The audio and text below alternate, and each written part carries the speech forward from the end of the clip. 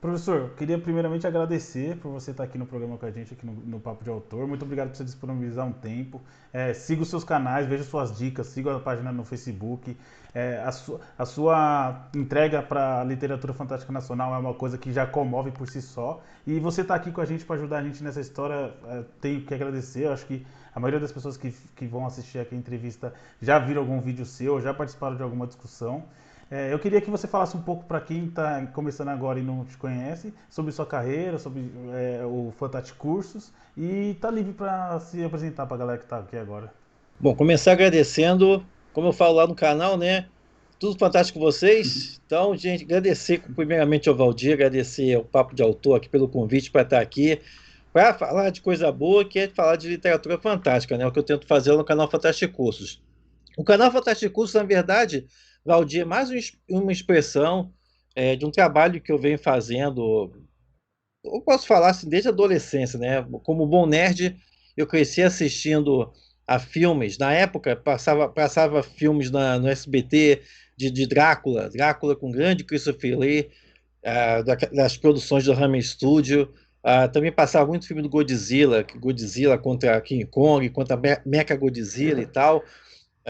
Muito boa. Eu sou dessa geração do Spectrum Man, Ultraman, dos anos 80 e tal. Dos anos 80 que até hoje tem as suas reverberações nas produções de hoje, né? É os anos de Indiana Jones, é os anos de ET, de Enigma do Outro Mundo, de Eles Vivem, tantas obras, tantas diferentes vertentes. Conan também, né? Da época que Conan passava na sessão da tarde, né? Outros Pode ser. tempos, outras mentalidades, né? Então, por conta disso também, isso acabou me levando, despertando interesse pelo fantástico. O primeiro livro de literatura fantástica que eu li, por exemplo, foi 20 Mil Léguas Submarinas, do Júlio Verne. Então, foi uma obra assim, que já me pegou, me encantou desde já, dessas possibilidades, né? Que é isso que o fantástico fala, né? Dessas possibilidades de pensar nos rumos da civilização, né? Do potencial. O Júlio Verne sempre com uma pegada mais positiva, né? O Júlio Verne tem muito essa pegada utópica. Um outro livro também que eu sempre lembro, eu gosto de ressaltar, que explodiu minha cabeça na época da adolescência, foi o Cântico para Leibovitz, esse de ficção científica, né, que ali me apresentou outras possibilidades da ficção científica, além de raios, pistola de raio, de batalha espacial ao estilo Buck Rogers, Flash Gordon e Star Wars, né? Então ali que uma coisa mais densa. Acaba que por conta desse meu interesse surge esse desejo de falar disso para outras pessoas. Eu todo nerd gosta de falar dos seus gostos, né?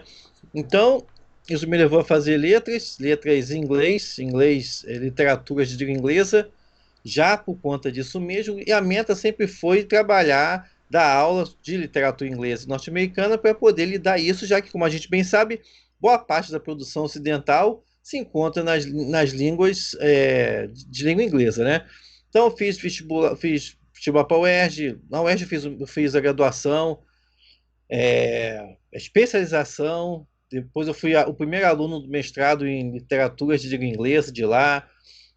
E depois, já estava uma década na UERJ, eu fui para o UFRJ para fazer o doutorado em literatura comparada, terminei, e então apareceu oportunidade de concurso. Na época eu já estava com um filho de 1 ano e meio, e a violência do Rio de Janeiro na época estava tensa, até hoje está É. tensa, né? Mas aí eu fiz concurso para o UFG, Universidade Federal de Goiás. A Universidade Federal de Goiás tem um campus na cidade de Catalão. Catalão é uma cidade, agora já é médio porte, na divisa com Minas, é sudeste goiano, ou seja, finalzinho de Goiás, divisa com Minas, 100 quilômetros de Uberlândia. Eu vim para cá em busca de qualidade de vida e também para dar início ao curso de português e inglês. Na época, o campus aqui só tinha curso de português. E aí eles queriam começar um curso de português e inglês. Ao vir para começar os trabalhos também, junto com os outros professores, logo assumi as cadeiras de literatura inglesa, norte-americana, né? Já realizando um sonho a partir daí. Isso foi em 2009. O que acontece, Valdir, até conectando o Fantástico Curso, é que quando chegou em 2016, aí eu fui tomar ciência de um processo que já vinha acontecendo. O que que era? cada vez mais, em cada aula, mais alunos e alunos pediam para trazer namorado, namorada, primo, prima. Porra, por quê? Porque gostavam das aulas. E eu sempre inseri elementos de literatura fantástica, né? A própria literatura inglesa, a literatura norte-americana é permeada de obras fantásticas, né? Beowulf, Rei Arthur, Robin Hood, no caso da americana, Edgar Allan Poe, dentre tantas obras, Lovecraft. Então, aí vinha. Aí começou a me bater uma certa angústia no sentido de que isso é uma coisa que motivou a criar o canal. A faculdade está alcançando a comunidade externa, a comunidade, o público externo à faculdade sabe o que as faculdades produzem. Isso é particularmente relevante, Valdir, quando a gente vê, por exemplo, o momento de hoje, quando as faculdades foram atacadas aí de questionamento sobre o que a faculdade faz, né? A gente não viu assim uma defesa por parte da sociedade das universidades públicas, mas isso também decorre do fato que a realidade é que, geral, no Brasil, isso eu posso falar, né, é, em conhecimento de causa, o público externo não sabe o que a universidade produz na maior parte dos casos, né? Então, quando eu abri o canal, foi nesse sentido de levar a comunidade para não ficar restrito dentro dos muros, né? Aquele conhecimento que tanto empolgava os primos, primas, ou seja, o pessoal que não era aluno, não era meu aluno, mas vinha assistir às aulas. E aí eu comecei o canal, foi uma grata surpresa, porque logo eu recebi mensagens do pessoal que estava mais afastado do eixo Rio-São Paulo-Sul, né? Principalmente pessoas do norte, pessoas de algumas regiões do nordeste também, principalmente no norte, onde tem pouco pesquisadores e pesquisadoras de literatura fantástica. Então o canal foi uma forma de democratizar esse acesso, né? Isso é algo que a gente está vendo bem hoje aí no contexto de pandemia, né? De atividades online, que o online tem essa vantagem de democratizar o acesso. Eu sempre falo, o Brasil é um país continental, então a gente tem que fazer uso da tecnologia para poder minimizar essas deficiências estruturais aí da educação, né? Então foi bom, e aí com isso teve feedback, e o canal é voltado para isso. O canal é voltado, o nome já diz isso, é Fantástico Cursos, voltado para quem pesquisa, para quem escreve literatura fantástica e também para quem quer lecionar em sala de aula. Porque, como você bem sabe, né, Valdir, a tua prateleira aí atrás de você não deixa mentir, a literatura fantástica, nas diferentes vertentes, ela tem muito apelo junto aos Sim, jovens. com certeza. A juventude Com certeza. gosta, fundamental e no médio, adora a literatura fantástica. Então, é uma bela porta de entrada para o pessoal que quer escrever, né? Então, é isso aí. Estamos aí na luta, o canal já vai fazer 5 anos, sempre pautando assim por trazer conteúdo confiável em linguagem acessível. Sim. Né? A gente estava Sim. conversando antes de entrar no ar, o desafio sempre é condensar o conteúdo no menor tempo possível para também as pessoas verem que o tempo hoje é escasso, que seja um tempo otimizado, que a pessoa possa confiar, e que ele entenda o que está falando. Não adianta ter que adequar o conteúdo ao meio, né? Sim, com certeza. E só essa intenção de democratizar o ensino já é uma coisa louvável por si só, porque a gente sabe que, como você falou, por exemplo, eu moro em São Paulo. Então, para muito paulista e paulistano, eles não têm noção de como uma internet rápida, por exemplo, uma coisa que pra gente aqui é comum, uma internet rápida, é uma coisa que é muito difícil de ter no resto do Brasil, principalmente nas extremidades. Então, a gente, mais pro norte, né? Então, a gente sabe que o ensino ele não é de fácil acesso a todo mundo, e principalmente uma faculdade pública, que a gente sabe que tem todo aquele esforço para você conseguir entrar, não é uma coisa fácil. Todo mundo que já estudou sabe que não é fácil. E a gente vem trazendo aqui no canal algumas pessoas ligadas a isso, né? A gente trouxe o Lucas Rosa, que é pesquisador, trouxe a Ana Cristina, que é historiadora, e o que eu notei de ligação entre vocês três é que vocês três pensam exatamente igual na parte da faculdade e da pesquisa, que muito brasileiro realmente não está tão ligado no que está acontecendo nas faculdades públicas, mas tem o outro lado da moeda, que as faculdades públicas também não estão externando o conteúdo, né? Então isso que você está fazendo, você não só ajuda o pessoal do Fantástico, escritores, leitores, quem curte ler, quem curte a fantasia nacional e internacional, não só aprender mais, mas também entender que a gente tem um conteúdo grande que a gente consegue aproveitar nas faculdades públicas daqui. Então, assim, você acho que foram vocês três que eu pesquisei, que eu entrevistei aqui, que era ligado a isso, e vocês três falaram basicamente a mesma coisa. Tem, claro, culpa do brasileiro comum, que não é um brasileiro que está tão antenado com as coisas assim, mas tem o outro lado, né? Tem outro lado da história também, que as faculdades também poderiam abrir um pouco mais a porta. Por exemplo, se tivesse a possibilidade de assistir uma aula sua aqui na USP de graça e fosse aberta, quantas pessoas não iriam? Muitas pessoas iriam ter acesso a isso. A gente sabe que não é uma coisa tão fácil de acontecer até pela estrutura em si, mas essa abertura é fantástica, literalmente fantástica, né? Então, parabéns de novo por você deixar ajudar a gente com esses conteúdos. Eu vivo assistindo o seu canal lá, vivo comentando na página no Facebook. É, e, e todo esse seu histórico ajuda a gente a saber que o que está vindo aqui é uma coisa massiva mesmo, né? E é difícil mesmo condensar isso numa entrevista pequena. Mas eu queria então que você falasse um pouquinho agora pra gente sobre diferentes vertentes da literatura fantástica, né? Pois primeiramente, obrigado pela companhia Sim. lá, Valdir, do Eu vou pôr o canal. link, tá? Vou pôr o link aqui pra todo Isso é mundo clicar e importante. ver, pra clicar o canal. Ah, beleza, beleza. Sim, Dá uma olhada lá, gente. Fica qualquer coisa, é sim. só perguntar, tá? Tem 467 Nossa, vídeos lá, já até bastante. perdi a conta. Nossa, bastante. O, bom, primeiramente é legal a gente comentar, né, de que literatura fantástica a gente está falando, né? Porque isso é muito comum, por exemplo, quando a gente vê em alguns veículos de comunicação, a gente vê também muito o uso do termo literatura especulativa, realismo fantástico e tal, que às vezes a pessoa fica pensando, pô, mas o que que é isso aí? Onde é que termina uma, começa a outra e tal? Primeiramente, é importante sempre dizer que quando a gente, literatura fantástica, gente, na verdade, a gente deve até tratar no plural. Por quê? Porque, tecnicamente, existem dois fantásticos, vamos dizer assim. Tem um que é o chamado gênero fantástico, né, e o outro que é o gênero, que é o fantástico no sentido mais amplo, que é o que normalmente a gente chama, né, de lenda, fábula, conto de fadas, realismo mágico, weird, gótico, isso tudo está nessa literatura fantástica no sentido mais amplo.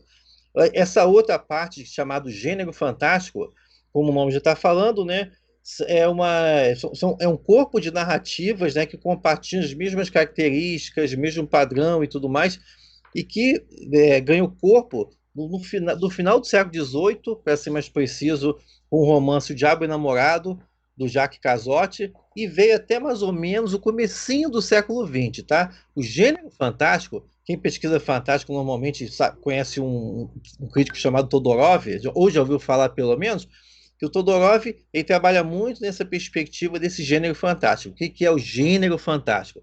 Tenho certeza que todo mundo aqui já viu isso. São aquelas histórias em que primeiro você tem a apresentação do escritor e da escritora de uma realidade igual à nossa. E aí, tchan, irrompe um elemento sobrenatural. Quando eu falo sobrenatural, não é necessariamente de demônio, fantasma. Alguma coisa fantástica, alguma coisa insólita, né? E aí, qual é a reação desse protagonista, né, desse herói, dessa heroína, diante desse acontecimento? Ele ou ela fica na dúvida. Será que de fato isso aqui está acontecendo? Será que eu bebi? Será que eu tomei alguma droga? Será que eu estou sofrendo por causa da morte da minha amada? Será que isso é o demônio? Então ele hesita. Então é essa hesitação aí, essa tensão entre o real e essa manifestação sobrenatural é que configura o gênero fantástico. O fantástico normalmente ele dura enquanto dura essa hesitação do personagem lá e também do leitor e da leitora. Por exemplo, eu tenho certeza que todo mundo que já leu histórias fantásticas mais antigas já deve ter visto, isso aparece até em filme, aquele famoso recurso a pessoa vai lendo a história e no final acorda, o personagem Sim, acorda, sim, foi tudo um sim, sonho. sim. Então essa aí é a clássica história, essa é a clássica história do chamado gênero fantástico. Talvez também as pessoas conhecem muito um conto chamado A Pata do Macaco, do Jacobs, onde você tem a presença de uma pata que é introduzida a uma família comum, e quando ele entrega para a família fica sabendo que essa pata realiza desejos. Mas fica sempre aquela dúvida: será que ela realiza mesmo? Né? Então, por exemplo, a- o personagem, por exemplo, que está com a pata, queria 200 dólares. Eu estipulo um valor. Né? E aí o que acontece? Acontece que, não vou ficar contar dando spoiler da história, né? Mas, por exemplo, a família morre, o filho da família morre, e aí qual é a restituição? É justamente o valor que ele tinha pedido para a pátria. Mas aí fica aquela dúvida: será que foi coincidência? Ou será que foi a pátria que realizou o desejo? E a história vai se tornando muito mais sinistra, né? Mas aí fica aquela questão. Então, essa hesitação entre o natural e o sobrenatural é que sustenta o gênero fantástico. E aí, o gênero fantástico foi tomando corpo desde o final do século XVIII até comecinho do século XIX. Aí aconteceu o quê? No final do século XIX, a gente já sabe, né? Muita tecnologia, a revolução industrial comendo solto, eletricidade, telefone, rádio, tudo aparecendo. Não tinha mais espaço para elementos sobrenaturais, né? Ninguém mais acreditava que o demônio ia aparecer e tal. Então, o que acontece? O canto do cisne, para alguns críticos e teóricos, por exemplo, o Metamorfose do Excelente Kafka. também. Por quê? Sim. Excelente obra, né? O Kafka é de 1915. Por quê? Porque, ao contrário das outras histórias do gênero fantástico, como eu falei, começa apresentando a nossa realidade, aí aparece o elemento fantástico. O Kafka, logo na primeira frase, ele já inverte o jogo. Ele já fala: após uma noite de sonos tumultuosos e tal, Gregor Samsa acordou transformado no inseto. Pronto. E, ou seja, o Kafka ele inverte. Ele já te joga o insólito e depois ele vai naturalizar. Ele vai naturalizar o fato que o personagem está preocupado, ele não está preocupado que virou um besouro. Ele está preocupado, poxa, vou perder meu trem que eu estou atrasado. Ou seja, acontecem umas outras preocupações. O Kafka está mais preocupado em mostrar as consequências da transformação e não os motivos da transformação. Isso é legal, Valdir, porque a gente já entra até mesmo para falar das outros elementos, né? Aí, ou seja, isso é um ponto que marca muito a literatura fantástica e nas suas diferentes vertentes. Por exemplo, o Kafka não dá nunca explicação por que o Sansa virou um inseto, né? Ou seja, já tá, por isso que essa leitura, o Metamorfose, por vezes é lido como realismo mágico também. O realismo mágico, que é tão popular na América Latina, ela é marcada por isso, né? Sobre essa costura, a costura entre a realidade e o fantástico, né? O fantástico faz parte do real. São essas histórias tipo Saramandaia, onde o personagem o personagem fica saindo formiga do nariz, onde a mulher come até explodir, onde o personagem cria asas e voa, ou então Incidente Antares, do Érico Veríssimo, romance de 71, em que os defuntos, as pessoas morrem, e aí como está tendo greve na cidade, eles não podem ser enterrados, e aí eles levantam para reclamar, vão para a praça pública e reclamam lá, vão falando dos podres da sociedade. Bem significativo que é um romance de 71 no meio do Sim, AI-5, né? Da sim. ditadura. Então eles vão falando do podre. E aí o que vai fazer? É morto? Não É. pode prender morto. A lei só se aplica aos vivos. Então tem também esse contexto. Então você vê aí, a gente está falando de uma história de mortos-vivos, de zumbis, pode falar disso, né? Que levando do túmulo vão para o coreto da praça pública, que é as cidades pequenas, e toda cidade pequena tem, Catalão também tem coreto, e lá fica falando dos pousos da cidade, da cidade toda, né? E aí o que acontece? Se tivesse uma explicação, porque, dependendo da explicação, a história poderia ser ficção Hum, científica. Porque, por exemplo, vamos lembrar, o zumbi moderno nasce na Noite dos Mortos-Vivos, sim. de George Romero, né? E lá o Romero sugere de que um satélite que estava no espaço acabou enviando Hum, uma radiação e fez com que os mortos voltassem à vida. Ou seja, ficção científica é muito nessa linha. Nem que seja uma explicação totalmente estapafúrdia, mas se tem um diálogozinho com a ciência, beleza, já é ficção sim, científica, entendeu? Porque a sim. ficção científica, ao contrário do que muita gente pensa, a ficção científica, a boa, pelo menos, não está preocupada em ficar dizendo se no futuro a gente vai ter carro voador, Sim, pistola de raio, teletransporte. sim. A boa ficção científica está preocupada em discutir as relações do impacto da ciência, do pensamento científico sobre a sociedade, sobre o indivíduo. Então, se nessa história desses enchantares, por exemplo, sobre os caixões tivesse caído um barril de produtos químicos, e aí pronto, os bichos ganharam vida e voltaram. Já é ficção científica. Ou então, se o diabo aparecesse e falasse, não, vou devolver aí já seria uma história de terror. Então, não é só, isso é outra coisa que eu também gosto sempre de comentar. Não é apenas você colocar um ET, um alienígena numa história, que a história vira ficção científica. Ou você colocar o vampiro numa outra história, que ela vira terror ou gótico. Todo o fantástico, tanto o gênero quanto o próprio fantástico no sentido mais lento, mais lato, né? Ela depende de manejo de elementos, né? Para poder construir, né? Para poder se articular. Então, e são essas coisas que fazem diferença da literatura fantástica para a literatura, vamos dizer assim, realista, né? E eu achei os exemplos que você deu sensacional, porque só pegando o caso do zumbi você conseguiu explicar qual que era a diferença, né? E assim, eu como sou um viciado em zumbi, já li o Jorge Romero 50 vezes e não canso, acho sensacional. Eu lembro que tem um filme de zumbi que começa assim mesmo, com um gás militar, eu não lembro qual que era, se era... Esse já é anos 80. Já mais na linha até Isso, do terrir, né? isso. Coisa assim do famoso É esse, cérebros, isso, eu cérebro. esqueci. É esse, isso. Eu esqueci o nome totalmente, mas eu assisti quando eu era moleque, porque eu gosto muito de zumbi. Eu assisto muito, tudo que tem de zumbi eu assisto um monte de vezes.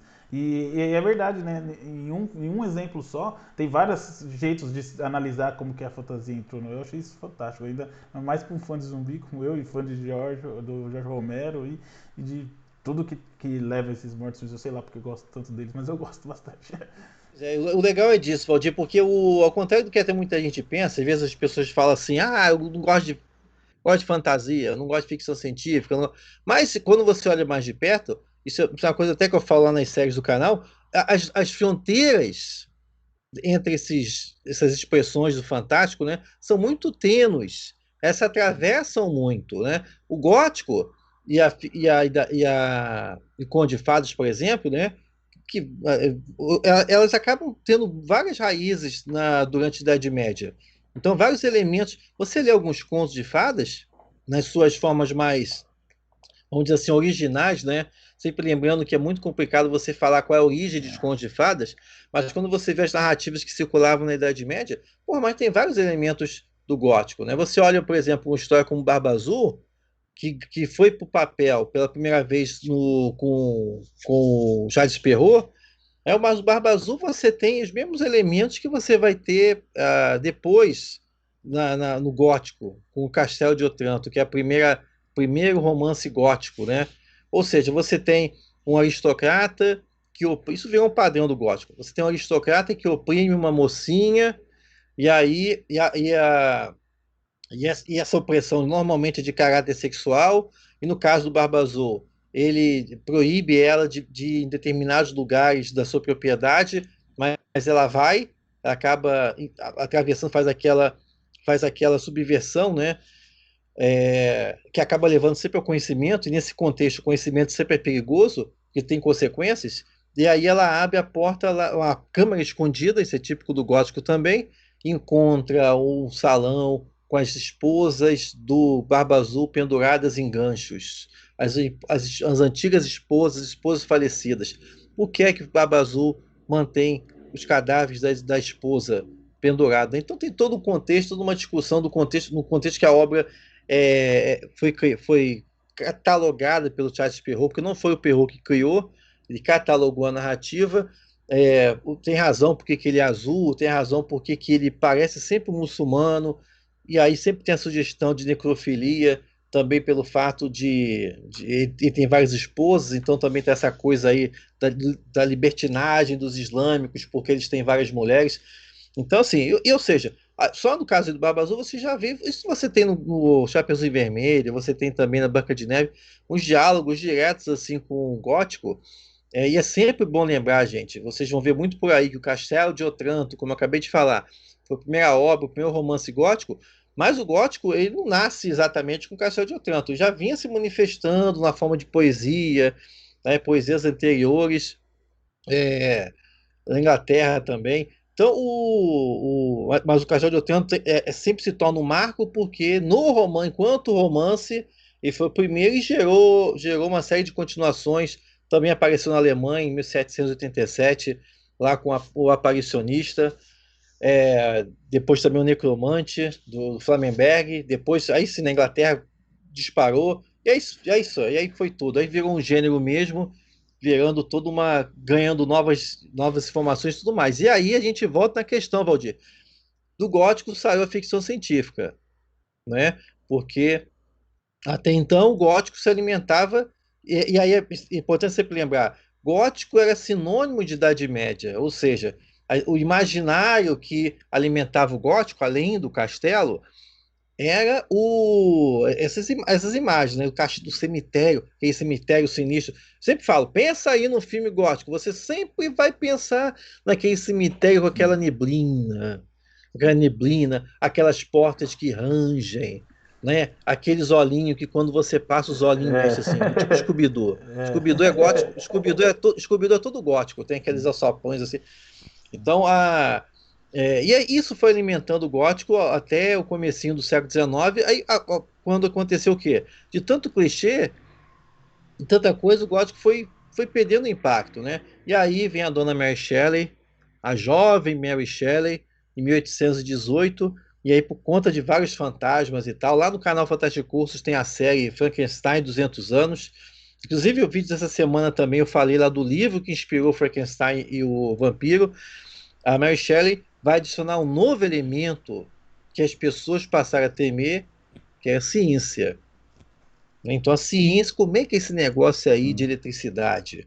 Que na época se fazia experiências, é tão fascinante que as pessoas faziam, é, fazia, dava choque em cadáveres Sim. recém-enforcados, para poder discutir se os espasmos era sinal que a enforcado estava voltando à vida. Então é uma discussão tal que os juízes já até passaram até a exigir que se tirasse o sangue primeiro dos cadáveres. Para Nossa. quê? Para evitar o risco do defunto Nossa, voltar à não vida. sabia. E o juiz já falava, se ele voltar à vida, vai ser enforcado de novo. Então, Caramba. olha o imaginário, Valdir, Sim. do povo da época, né? Como é que era tudo uma novidade. Então, essas coisas. Eu tenho o meu aqui, o meu Frankenstein aqui. Tá meio. O, alguns críticos, como por exemplo o Mário Price, ele diz que a Mary Shelley pode ter assistido a uma dessas experiências, né? Tinha vários, né? Isso era uma experiência pública, assim, é igual um show. Aí, isso impressionou muito na época, né? Na época tinha 15, 16. Tava impressionando com 34 anos, tô impressionado. Pois é. Então, agora imagina, quando dava o choque, aí os cadáveres levantavam a mão. Então tinha relato que médico Nossa. desmaiava. Os médicos Nossa. desmaiavam de ver aquilo ali tudo. Isso seria um grande debate da época, Valdir, do o que é a alma? A alma existe? Ou nós somos apenas o resultado de processos químicos? Então tudo isso aí, então isso capturou a imaginação romântica, né? Os jovens românticos, sempre subversores, romantismo impregnado desse espírito jovem e rebelde. Então isso levou a Mary Shelley, junto também com os próprios fantasmas pessoais dela, da morte da mãe, diferentes abortos que ela tinha sofrido.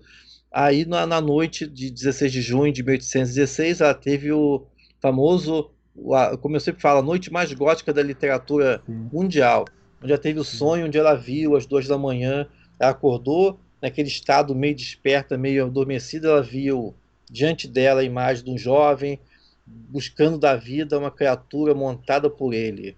E aí e também surge aí a ficção científica, né?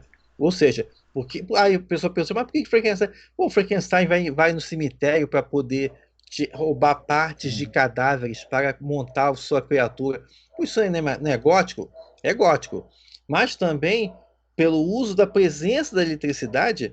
Frankenstein é a primeira obra em que você vê a reflexão do uso da ciência, do impacto da ciência sobre o indivíduo, sobre a sociedade, né? Então, por isso que a obra é comumente apontada como a primeira obra de ficção científica. Então, você vê a fantasia, né, no Conto de Fadas e o gótico estão tudo no mesmo balaio. Do balaio surgiu a ficção científica, né, e as coisas vão evoluindo. Quando chega no final do século XIX, já com Júlio Verne e H.G. Wells, a ficção científica tomando outros rumos, também novas incertezas típicas de final de século. A gente agora mesmo está vivendo o contexto de final de século. Mas no final de século anterior, de século XIX para o XX, essas incertezas sobre, porra, a ciência não me dá resposta para tudo. A religião também não me dá resposta para tudo. Darwin disse que eu vim do macaco.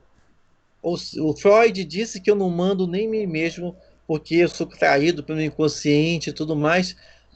Então, é nessas incertezas, nesses debates do período todo aí, é que também vai ganhar forma uma outra expressão que é o id, né? A ficção id, que o povo normalmente associa com o HP Lovecraft, mas também tem vídeo lá no canal, tem a playlist lá no canal, gente, chamado Weird New Weird. Sempre gosto de salientar, Lovecraft, na América, foi indiscutivelmente o principal disseminador do Weird na forma do Sim, horror cósmico, né? Mas sim. lembrando sempre, não foi HP Lovecraft que criou o Weird, nem o horror cósmico. Isso já vinha antes na América e também na Europa, né? Mas a função do Weird é pegar essa inquietude, esse estranhamento, esse incômodo que o indivíduo do final de século ele sente em relação ao mundo ao redor dele. Ele se sente ameaçado. O Weird é bem isso, né? O Weird não vai se apoiar em fantasma, vampiro, lobisomem, nada.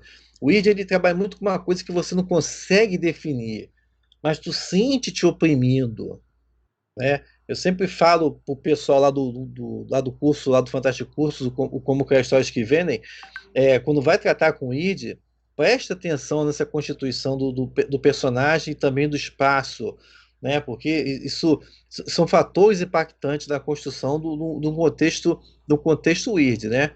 Pô, mas Valdir, eu tô falando demais, não Não, tô dando mas nem eu tempo de tô. te Pode, perguntar nada. pode falar, Pô, porque basicamente é isso que eu queria mesmo quando trouxe você aqui, é falar sobre essas diferenças. Eu só vou atrapalhar se ficar te interrompendo, mas é uma coisa que a gente sabe quando a gente começa a escrever, né? Eu ainda sou muito novo, escritor, estou começando, tenho poucos livros lançados, mas o que a gente percebe mesmo é que a literatura, é o que você falou, a literatura reflete a era dela, né? Então aí, passando do meio da eletricidade, bomba atômica, guerra, isso interfere diretamente nas escritas das suas épocas, né? E, e toda essa questão passando pelos anos, a gente vê que acaba que é uma coisa que alguns anos atrás, ou um século atrás, assustava as pessoas, até hoje ainda assusta um pouco as pessoas. Por isso que tem muita coisa. Por isso que o Chulu ainda é uma coisa que chama a atenção de qualquer pessoa e está sempre na mídia, você sempre está vendo alguma coisa acontecer em volta do horror cósmico criado por ele, porque assim, é uma coisa que, querendo ou não, a gente fica sempre naquela dúvida, né? Como que você vai falar que pode não existir, como você pode falar que pode existir, por mais que a ciência evolua ao ponto de mostrar pra gente todos os pontos que as pessoas não conheciam no passado, a gente ainda somos os macacos do universo, né? A gente ainda não tem a noção de tudo que está acontecendo, né? E é legal ver como a literatura vem acompanhando essas dúvidas, da dúvida do homem, né? E do homem, do ser, e vai demonstrando isso em cada passo que a gente vai lendo e como esses medos foram criando gêneros, né? Por onde eles foram passando. Então, assim, Lovecraft, já li muito, H.G. Wells, A Guerra dos Mundos, eu acho que é um livro que parece que foi lançado há 10 anos atrás pelo jeito da literatura dele, não é aquela coisa pesada, então eu gosto muito de ler ele. Então assim, a gente vai passeando pela história, a literatura vai ensinando a história da maneira dela, se você conseguir, se você tiver o conhecimento, você conseguir identificar, você ler as entrelinhas na história, você vai conhecendo um homem por dentro, por trás daquela história fantástica, né? sim, também. Uma coisa interessante, como você comentou bem, né? Como toda literatura, sempre vai se alinhar muito com Sim, a época dela, né? Mas sim, é muito particular, e é isso que é a força da literatura fantástica, porque ela sempre oferece uma nova perspectiva, uma nova forma de você enxergar esse mesmo real, né? Vamos botar várias aspas aqui, né? Sobre o que é real, né? Nesse sentido, a força dela vem justamente disso, de você conseguir refletir algo. Isso é algo que a literatura realista, vamos dizer assim, né? A literatura realista, ela escreve as coisas como ela acha que é, né? Porque também toda literatura acaba especulando sobre o real. É por isso, inclusive, Valdir, estava falando do outro termo, né? Eu não curto muito o uso de literatura especulativa nesse aspecto. Eu gosto de literatura fantástica.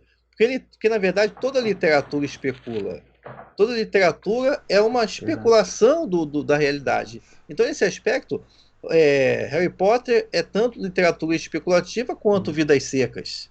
Assim, Ramos, porque nos dois casos ela tá propondo especulações sobre o real, tá? Então eu acho muito, eu sou mais alinhado. Fiz até um verbete sobre literatura de ficção especulativa para um dicionário digital do insólito ficcional, que é uma iniciativa da UERJ que reúne pesquisadores e pesquisadores do Brasil. Eu vou pôr o link também, tá, pessoal, aqui para vocês conhecerem, porque eu quero. Você Já, me manda que eu quero já me conhecer interessei. já Eu me fiz uns, interessei. eu fiz uns verbetes lá para esse dicionário. Aí, para explicar sobre esse sentido, a literatura especulativa, hoje ela é usada, né, como até falei, é mais fácil até você achar no jornal alguém falar que algo é literatura especulativa do que literatura fantástica. Mas desde os anos 70 para cá, o fantástico vem ganhando uma preferência no seu uso, né? E hoje literatura especulativa é muito usada quando você está tratando de literatura fantástica que é escrita, por exemplo, por grupos minoritários, por vozes, culturas marginais aqui no Sim. sentido de margem, né? Que foge desse eixo do mundo europeu, anglo-americano e coisa e tal, né? É, nesse aspecto, né? E também por escritores e escritoras que têm vergonha de dizer que escreve literatura fantástica. Margaret Atwood, por exemplo, ela tem vergonha de dizer que escreve ficção Eu já li o Conto científica. da Aia também, é muito Ela nunca, bom, ela nunca né? admitiu. Exatamente, ela diz que escreve literatura especulativa. Ela já tomou, inclusive, um esporro da Ursula K. Le Guin por conta disso, a falecida Ursula K. Le Guin, por conta disso que ela falou, pô, você escreve literatura, é ficção científica, pô. É. Quando a é ficção científica, é uma distopia. Então, mas beleza, o Kurt Vonnegut também é dessa pegada aí, não, ele não gosta de ser chamado de que escreve ficção científica.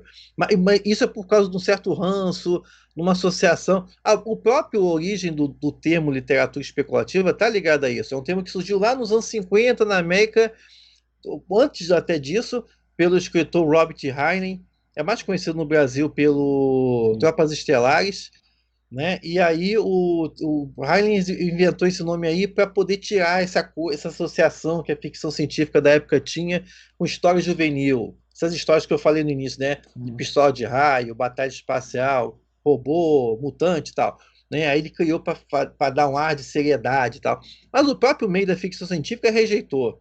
Rejeitou mesmo porque logo veio a chamada Era Dourada da ficção científica com Asimov, Arthur C. Clarke, né, que já deu um up nas temáticas da ficção científica. Me fizeram gostar. Esses aí me fizeram gostar de ficção científica, porque eu sempre era, não, eu sou o cara do terror, eu gosto de terror, eu gosto de terror. Aí eu parei pra ler Fundação, qualquer pessoa que para ler Fundação vai achar um livro fantástico, porque a premissa dele é fantástica, a história é contada de um jeito fantástico. Então, assim, a gente vai. Aí você lê Blade Runner, aí pronto também. Aí você fala, pô, que livro, cara, É fantástico nisso isso, aí cara. mesmo. Aí já no final dos anos 50, já nos 60, já veio a New Wave, aí já veio o Sim, Philip K. Dick, veio o sim. Frank Herbert com o Duna, veio o próprio Walter Millie Jr. com o Cântico para Leibovitz, que eu te falei. Ou seja, a ficção científica foi ganhando, diversificou, aí começou a abraçar não apenas as ciências exatas, né, que usava, o Arthur C. Clarke usava muito, Asimov, lá, mas também abraçou psicologia, linguística, religião, é, temas ligados à sexualidade e drogas e tal. Então começou a ampliar, abraçou outras ciências humanas, ciências sociais e tal. Né? Então, e assim ela foi ganhando esse corpo e tal. Mas ainda assim, alguns escritores preferem usar o termo ficção especulativa, tá? O que eu até hoje não entendo só o que que é realismo fantástico. Eu não sei. Quando eu vejo uma obra, eu não sei que se a pessoa que ela está falando. Ela está falando é literatura fantástica, é realismo mágico, o que que é? Porque normalmente quando eu vejo esse termo realismo mágico, é que eu vejo que o repórter, o jornalista, ele não sabe muito bem o que é que ele está escrevendo, então ele enfia lá um realismo fantástico para dizer, para ele achar, seja É, lá Deus o que, que ele está falando. Pode ser desde Duna até Drácula. generalizou tudo. Não, mas é legal. E assim, esse negócio do especulativo também, quando começou o pessoal a falar bastante disso, que até eu pensei, ué, o que a pessoa está falando? Está falando de alguma coisa nova. Aí quando você vai pesquisar, não, é só uma leitura. E eu acho assim que quanto menos segregar, assim, na minha opinião, quanto menos segregar é melhor, porque se a gente for pegar ficção científica, aí vai hard sci-fi, vai indo pra space opera, e vai separando. Eu acho que assim, pra gente que estuda, pra gente que gosta de estudar, isso é importante a gente saber separar, saber entender melhor quais são os tipos, como que funciona a cabeça de cada criador dessas vertentes. Mas quando chega no leitor geral, parece que tá só criando confusão para a cabeça dele, né? Porque aí ele tem que saber o que é isso, o que é aquilo, o que é aquilo. Então eu acho assim, quanto mais a gente se preocupar mais nas histórias boas, em escrever bem, e menos assim, ficar se é, destachando, né? Ah, eu não escrevo ficção científica. Eu não consigo entender como a pessoa acha isso uma coisa ruim. Como que ela acha que isso é estranho, né? Pois é, você falou um ponto interessante aí. Eu falo sempre, gente, a minha função, porque eu sou professor, porque eu sou pesquisador, então a minha função é falar, ó, isso Sim, normalmente é isso é classificado sim. assim, assim, assim. Mas a gente está falando de literatura, literatura não é uma coisa fechada, né? Não é uma coisa, ela dialoga com, fala, porra, olha Sim. Frankenstein, a gente está falando de Frankenstein.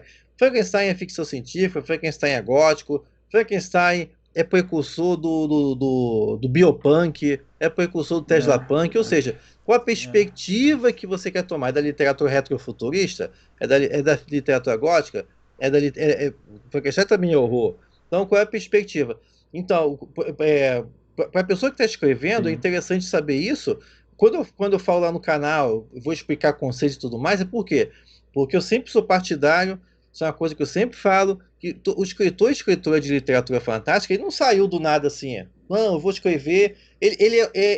Ela é mais um elo, numa grande corrente, numa grande tradição da literatura fantástica, porra, que vai voltar lá no Homero, lá na Odisseia, na Ilíada, vai mais, vai no épico de Gilgamesh.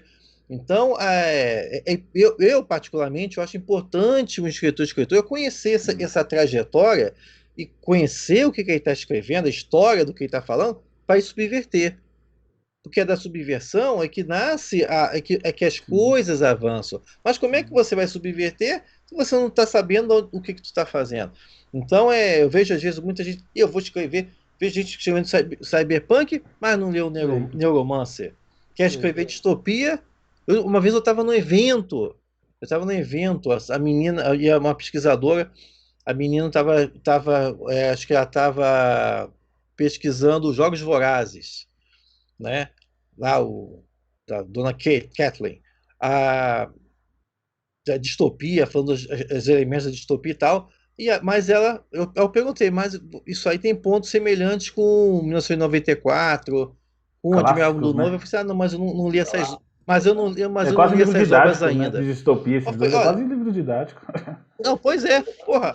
Aí você vai pensar, a gente tá falando, né, de contexto da época, né? Porra, o início do século XX fomentou. Por quê? Porque o início do século XX fomentou o surgimento da distopia moderna, com nós, com 1900, o Admirável Mundo Novo, em 1932, com Metrópolis no cinema, né? Lembrando que Metrópolis foi um romance também, de uma escritora, a Teia, e o 1984 de George Orwell. Porra, foi assim a É, coincidência. Coincidência que a grandes não, distopias nasceu na mesma não, época. Não é. Não é da mesma forma que os clássicos da literatura gótica vitoriana, O Médico e o Monstro, Dorian Gray e Drácula, surgiram respectivamente em 1886, 1891 e 1897. Porra, é coincidência que três dos maiores clássicos da literatura gótica É nasceram em uma possível. década. Tudo juntinho. Então não é. Então eu acho, Valdir, que quem está. A função de, sei lá, na hora de explicar em sala de aula, na hora de você pesquisar, na hora de você escrever, é importante você É. se alinhar com isso. Por exemplo, você deve ter percebido isso. Hoje em dia, Lovecraft está em tudo que é Ele tá lugar. mesmo. Lovecraft só falta aparecer, Lovecraft só falta aparecer em caixa de cereal. Mas já apareceu. Iria pro BBB se fosse vivo. Exatamente, está em tudo que é lugar. Então, beleza. Mas aí a gente pensa, por que que o id está tão em voga hoje em dia? Por que que o id voltou com tanta força? Ah, porque o Cthulhu é bonitinho e tal? Não é, gente, porque a gente tá vivendo nesse momento aqui do começo do século XX o mesmo processo de inquietação, o mesmo processo de incerteza. Olha, porra, e nem preciso nem comentar 2020, É. 2021, né? Contexto de pandemia. A gente está cercado por um inimigo que a gente não vê, mas que sabe que Sim. pode ameaçar a nossa vida. Esse medo já estava antes. O século XXI já nasceu assim lá com o atentado do 11 de setembro, que instalou um medo no Ocidente de teu vizinho pode Veio ser um com terrorista. Anthrax, veio um monte de Ou então coisa em volta junto, né? exatamente, muito bem lembrado. A ameaça aí veio É. vaca louca, veio tudo mais, veio H1N1. Ou seja, a gente vive num mundo de incerteza. Isso é algo que o Bauman fala num livro chamado Medo Líquido. A gente vive no medo líquido no sentido de a gente não consegue localizar. É o mesmo ambiente, mesmo quadro que a gente que o Lovecraft viu lá no começo do século XX. No caso dele lá, ele preocupado porque os imigrantes estavam invadindo e tal. Aí, então ele vê aquilo como uma coisa caótica, que era um sinal da modernidade, né? Então ele também estava com medo de perder o que é ser americano e tudo mais. Então é a mesma questão também, esse chão que some sob as pernas do indivíduo, né? De finisecular, seja no século XX, seja agora no século XXI. Então, então, a literatura fantástica sempre vai se conectar, sempre vai se alinhar com essas questões, né? É por isso que, por exemplo, no começo do século XXI também a gente teve o zumbi tão forte. O zumbi já deu uma caída. O pessoal começou com a história de congelamento de corpos, né? Pra tentar Também, ressuscitar vamos lembrar, depois. isso é uma coisa também que eu falo lá no outro curso lá do canal, que é o que o monstro mostra. O monstro, ele é espelho, ele é um corpo cultural de uma época. No caso até mesmo do zumbi, foi o momento que surgiu as redes sociais. Então o zumbi ele simbolizava isso, né, de você esvaziar o seu ser, você é uma casca vazia, mas o teu eu está dentro da rede social. Tu tá aqui, miserento, com uma porrada de carninha da Casa do Bahia pagando, mas lá dentro do Instagram tu é lindo e feliz, tu É tá sempre isso. viajando, tu tá lá Sim. bonitão, né? Então, isso cria uma outra. Você é a casca e teu eu tá ali dentro. Então, você é uma casca igual um zumbi. Você vive, você não vive, você só existe, né? Lembrando uma grande frase do grande Oscar Wilde, né? Poucas pessoas vivem, a maioria É. apenas existe. Então, o começo do século XXI foi bem assim. Então, o zumbi se conectou perfeitamente nesse contexto aí do monstro da sua época, né? E aí hoje em dia já a monstruosidade já Sim. mudou. Sim. É, e a gente vai, assim, imagina, seguindo até tudo que você falou, que veremos nos próximos anos muitas distopias nascendo, né, na literatura, né? Sim, sim. Vamos lembrar, gente, quando o Trump ganhou em novembro de 2016, quando ele ganhou a eleição, a Amazon ficou sem estoque do livro Nossa. 1984, do George Orwell. Um livro que, porra, já está publicado desde 49, o livro sumiu, acabou o estoque do 1984. Por quê? Porque eu fiz na época, tem o blog Fantástico Curso, eu fiz um post sobre isso, né, quando a AIA se alinhava direto, da mesma forma que quando a Atwood escreveu, era no contexto do Ronald Reagan, também em 2016, novamente a obra se tornou relevante por conta da ascensão do Donald Trump no governo, né, e todo o discurso dele do Sim. Partido Republicano, né? Então as distopias elas também ganharam um impulso. A gente vive num contexto distópico hoje em dia. O Ocidente como um todo, não apenas os Estados Unidos, está vivendo como o Brasil de hoje, né?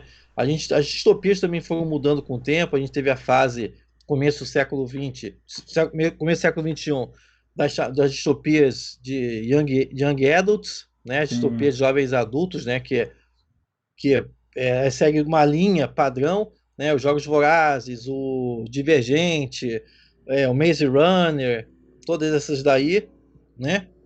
Muito diálogo também, um diálogo também com do Feios também do Scott Westerfeld, esqueci o nome do escritor, mas também você vai tendo essas transformações de distopia, mas aí segue um padrão esse, como eu falei, né, Valdir? Tá, as raízes, está lá no Nós, no 1984, no Admirável Mundo Novo, também no Fahrenheit 451, que Excelente você já tem as também. mudanças ali. Então, é importante a gente lembrar. Vai, quer escrever distopia? Vai ver lá o que os homens fizeram lá, o que os escritores fizeram, para você fazer a tua distopia aí e Sim. acrescentar um elo. Sim. Eu não consigo entender os escritores que estão lendo aqui. Eu não consigo entender um escritor que quer, usando o exemplo do professor, um escritor que quer escrever distopia e falar que nunca leu 1984, nunca leu os livros que assim, eles são quase didáticos, né, nessa questão, né?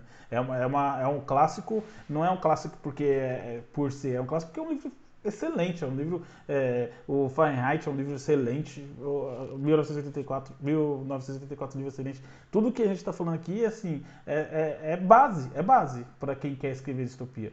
É base para quem quer escrever literatura em geral, porque, por exemplo, você pode começar a ler um livro que você. Fundação, por exemplo, você não precisa ler só se você quiser escrever ficção científica, porque é um livro muito. Todo bem entrelaçado, os arcos são fechados, os personagens são muito bem criados, tem muita coisa no livro fora a ficção científica, para nós que estamos começando a escrever, que estamos aprendendo a escrever, né? Então, assim, tem um clássico que tem que ler, e a gente está vivendo uma distopia literária da galera que quer escrever e não quer ler, e assim, é comum, eu acho que é tipo 60, 70% dos escritores iniciantes, eles não gostam de ler, e você pergunta de livros, como você falou, vai escrever gótico, já leu Drácula? Não, cara, mas Drácula é fantástico, você lê o livro, depois vai assistir o filme, que apesar das diferenças, eu acho que a ambientação do filme do Drácula, assim, em questão de adaptação de livro, as histórias têm algumas mudanças e tal, mas a adaptação, o figurino, tudo, toda essa questão do filme, depois que você lê o livro, você assiste e fala, puta, os caras conseguiram pegar bastante coisa do que o cara descreveu, né? Fora as mudanças, né, que tiveram mais pro final do livro, mas assim, um filme excelente, um livro excelente, e se alguém quer escrever alguma coisa gótica, vai ter que ver, pô, tá lá o que é.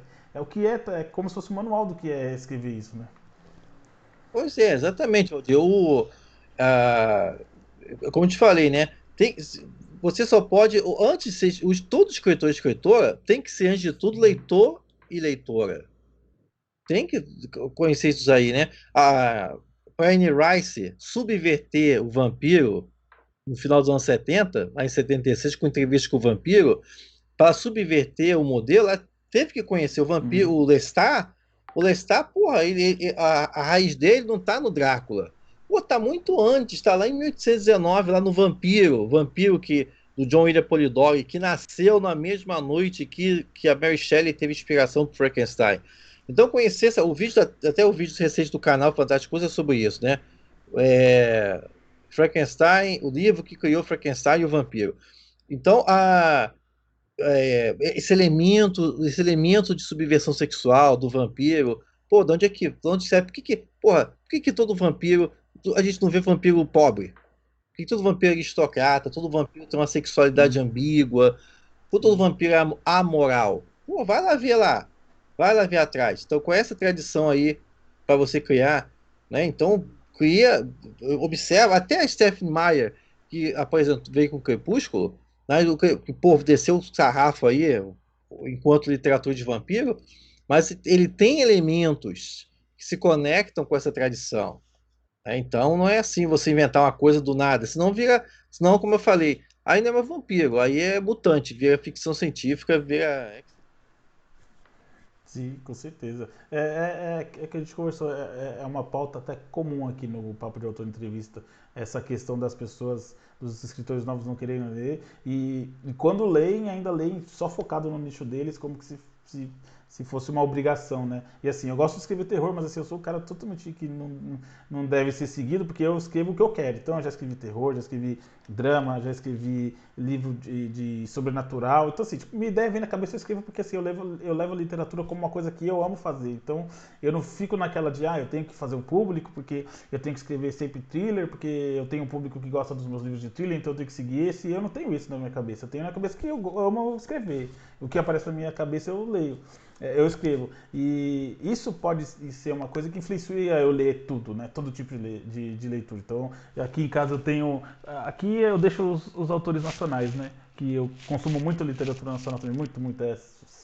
60% do que eu leio nacional. Mas eu vou ter Stephen King, Fahrenheit, Agatha Christie, vou ter o Frankenstein, Lovecraft, Neil Gaiman. Então, assim, eu leio de tudo. Eu passei por todos os gêneros porque é, aprender. Você começou a entrevista falando uma coisa que eu acho que é imprescindível para um escritor nacional, que assim, é, para você subverter uma regra, você tem que conhecer ela. Você tem que conhecer tudo o que está acontecendo para você conseguir subverter ela. Então é importante que a gente esteja inteirado do que está acontecendo, lendo. É, leiam de tudo, leiam muito e leiam os clássicos e leiam os novos e leiam Machado de Assis e Lovecraft e leiam tudo, porque assim, é, talvez seja uma visão romântica minha, mas assim, a literatura é uma maneira de você viver a vida. Então, você vai escrever um livro, você não vai. Eu estou falando com você que realmente vive da literatura, né? Eu ainda trabalho fora o meu trabalho de escritor, mas o que eu queria fazer mesmo era ler e escrever o dia inteiro, para mim estava perfeito, né? Então, assim, a pessoa tem que entrar de cabeça na literatura, ler tudo, consumir tudo, vai ter coisa que a pessoa não vai gostar, mas até o que ela não vai gostar, ela vai aproveitar. E o que ela gostar vai direcionar ela na hora da escrita, porque eu não vou inventar escrita, ninguém vai inventar escrita. A gente tem nossas referências e tem as pessoas que a gente se inspira. Não tem muito como fugir disso, né? Perfeitamente, isso mesmo, Valdir. É aquela coisa, né? Os clássicos, vamos chamar assim, né? E aí, clássico, eu vou usar aqui num sentido muito, muito, muito elástico, né? Até o Conto da Aia, que é recente, é de 1980, pode ser chamado um clássico. Né? A gente, no sentido de quê? De que tem mais a oferecer para os escritores e escritoras do que Sim. a história em si. Porra, por que Frankenstein, cara, uma história de 1800, quantos livros escritos em 1818 são lidos até hoje? Então, tem um Sim. ensinamento ali. Por que especificamente o Drácula se destacou? Então, tem um ensinamento ali. Por que algumas histórias sobrevivem e outras não? Então, tem um ensinamento ali para o escritor e escritora, né? Além da história, né? Da perfeito alinhamento da obra com o seu tempo, a forma como ela já aponta para a mudança na sociedade, da forma que ela critica, da forma que ela é universal também. Porra, o Shakespeare está aí, Nunca vai morrer, 400 né? Nunca anos, vai morrer. Shakespeare Vai é ser lido para lido. sempre. O ser humano. Por quê? Porque o Né? ser humano é o mesmo. O ser humano sente ciúme como Otelo, o ser humano tem ambição como Macbeth. Então, o ser humano é universal. Então, a forma que você trata, acima de tudo, as histórias, no final das contas, são sobre seres humanos, são sobre indivíduos. Né? Então, é preciso compreender como é que essa tradição vem trabalhando para você também contribuir com essa corrente. Né? Então, é para isso que o Fantástico Curso está lá. Sim, com certeza. Eu vou aproveitar aqui para, infelizmente, felizmente, né? Eu vou chamar você mais vezes aqui, professor, para a gente conversar sobre os temas específicos. Galera, primeiramente, deixa o like, se inscreva no canal, todas aquelas coisas que você já está acostumado. Eu não vou perder meu tempo com isso, mas assistam o canal desse cara. os filmes, as lives que ele faz, o conteúdo que ele deixa no canal. Tem muita gente que cobra pra vocês e não entregam a mesma coisa. Eu já fiz muito curso de escrita, eu não tô falando porque eu acho, eu tô falando que eu sei. Então tem muita gente que cobra e não entrega um conteúdo de qualidade como ele entrega lá no Fantástico Cursos. Então assim, aproveite, gente, olha o conteúdo que tem de graça. Você imagina um escritor eu não vou falar nem 100 anos atrás, eu vou falar um escritor de 20 anos atrás, ele não teria acesso a isso, cara, não teria, a facilidade assim de sentar e assistir sobre uma história, entender como que é o gótico, como que é a fantasia. Em 20 minutos, meia hora no YouTube ali na sua casa, os escritores antigos não tinham isso, a gente tem que usar isso a nosso favor pra gente criar histórias melhores, escrever melhor. Então assim, muito conteúdo que tem no canal dele e você vai pagar e não vai ter, cara. Então eu vou deixar os links todos aqui, vocês aproveitem, se inscrevam. O Alexander, ele é muito ativo nas redes sociais, ele falou comigo aqui, veio de peito aberto ajudar a gente aqui no canal. Então assim, aproveitem esse conteúdo, galera, se inscreva no canal dele, eu vou deixar os links de tudo que ele falou aqui. E professor, mais uma vez, muito obrigado. Queria que você deixasse aí mais uma vez todos os seus projetos que o pessoal quiser assistir. Eu vou deixar o link aqui do blog, da página no Facebook, do canal no YouTube. E, de novo, muito obrigado pela aula que você deu aqui. Não foi uma entrevista, foi uma aula. E, assim, eu já deixo aqui o convite aberto para você voltar outras vezes, a gente falar de coisas específicas, porque, assim, é conteúdo de milênios aí guardado aí na cabeça aí, que quanto mais a gente conseguir tirar e mais a conseguir aproveitar, melhor ainda. E sorte dos seus alunos, né, que conseguem ter isso com... E você tem o seu curso também, né? Então, sempre que quando você for abrir, você me avisa que eu disponibilizo lá no canal também as inscrições do curso. E muito obrigado de novo por estar aqui com a gente. Eu que agradeço mais uma vez, Valdir, pelo convite. Como eu falei, é sempre um prazer falar de literatura fantástica. A gente lembrando, gente, se eu falo lá no canal, já fiz até vídeo sobre isso. Aproveitem. A gente está vivendo o melhor momento de todos para quem quer escrever, principalmente no caso de literatura fantástica. Se você acredita, o Neil Gaiman fala isso, né? Acredite nas suas histórias, elas acreditam em você. Se você quer escrever fantasia, gótico, horror, ficção científica, weird, acredita na sua história, olha lá os conteúdos lá no canal, tá? Qualquer coisa é só mandar mensagem. Inclusive é por isso também que o Fantástico Cursos foi feito também para valorizar, não apenas explicar essa questão dos clássicos, mas também valorizar a literatura nacional. Inclusive quando eu fiz lá o Como Criar Histórias que Vendem, que eu botei esse nome justamente para poder gerar um pouco de discussão, no sentido de quê? Porque me incomoda muito o fato de que o escritor nacional, a escritora nacional ainda não é valorizada, não encontra o reconhecimento que ele ou ela merece. É lógico, gente, que a primeira meta que a gente escreve não é para, porra, vou escrever um best-seller. A gente escreve porque tem uma história para contar. Essa história se comunica com outras pessoas. A primeira meta nunca é escrever por dinheiro, né? Quem escreve por dinheiro não escreve necas, né? Mas a questão é, se você, quando eu falo isso de histórias que vendem, é também você alcançar um reconhecimento do seu público. É você saber como é que você faz para essa história chegar a um público leitor, como é que você constrói um público leitor. Não é só escrever e pronto, não. Né? Independente se você vai publicar por editora ou de forma independente, a história pode ajudar alguém. A sua história pode fazer com que alguém não se suicide, não entre em depressão. Tente mais uma vez, né? Ou acredite mais uma vez em alguma coisa. Então escreva, faça a história chegar em outras pessoas. Por isso que lá dentro do Como Criar Histórias que Vendem também tem outro curso bônus, que é o Marketing Digital para Escritores, que é como é que você faz para usar as redes sociais para criar um público leitor, engajar um público leitor, sem ficar pendurado nas redes sociais. Se você tem que ficar pendurado, falando de contas, você tem que escrever, né? Então, e também tem outro curso bônus, que é o Histórias Fantásticas Como Escrever, que mostra os atalhos, os pormenores, dessas coisas que a gente conversou aqui, né? Então é um curso que também é para valorizar o escritor e escritora, com conteúdo que vai aprofunda mais, de forma bem prática, assim como é no canal, as coisas que já tem lá nos 460 vídeos do Fantástico Cursos, tá? Então agradeço, Valdir, fica o convite para todo mundo seguir lá o canal e estou aberto aí para quem quiser trocar ideia. Obrigado, professor. Eu vou deixar o link de tudo que ele falou aqui. Pessoal, só reforçando o que o professor falou. Invistam na carreira de vocês. Escrita é carreira. Escrever é uma profissão. Não é você ficar achando que você tem um dom especial, maravilhoso, vai sair escrevendo igual a Mary fez em 1800 e tanto. Se esforce, escreva. Se você fosse fazer engenharia, se você fosse fazer medicina, se você fosse fazer biologia veterinária, você investir nessa profissão, então por que você não investe na profissão da escrita também? Então leve a sério, pessoal. Falta muito isso na literatura nacional. A gente tem muita gente amadora querendo ser profissional. Para você ser profissional, você tem que estudar, você tem que se esforçar, você tem que ler, você tem que aprender e investir. Então, invistam. Recomendo muito o curso do professor, recomendo o canal e brigadão por quem assistiu até o final. Valeu, professor, de novo. Abraço, galera.